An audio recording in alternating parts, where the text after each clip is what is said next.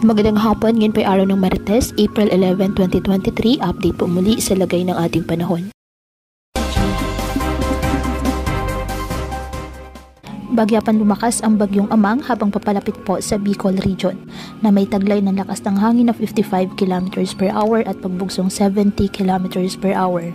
Kumikilos westward sa bilis po na 30 km per hour. Sa ngayon, nakataas po ang signal number 1 sa Catanduanes, Sorsogon, Albay, Camarines Sur, Camarines Norte, Quezon, Marinduque, Masbate including Ticao at Brias Island, Eastern Samar, Northern Samar, Samar at Biliran. Ayon sa latest forecast track ng Pag-asa, hindi ito inaasahang maglandfall at bahagyang lalapit lamang sa Northern Samar at Bicol Region sa Miyerkules bago kumilos pahilagang kanluran at posibleng humina at maging low pressure area. Ngunit posible pa rin ang pagbabago. Base naman sa pinapakita ng ibang weather models, may posibilidad na tumama ang sentro nito sa bahagi ng Bicol Region.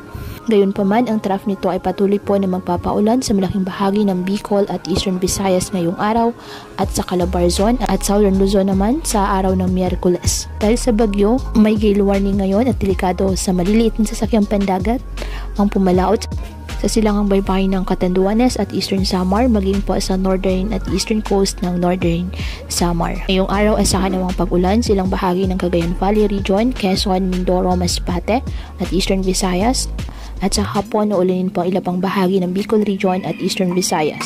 Mababa naman ang tsansa ng ulan sa Metro Manila. Kaya patuloy pa rin po natin na pinag-iingat ang ating mga kababayan sa banta po ng mga pagbaha at pag-uho ng lupa, lalo na kapag may malalakas na ulan, at ugaliin na magdala palagi ng payong o kahit anumang panangga sa ulan sa tuwing lalabas ng ating mga tahanan.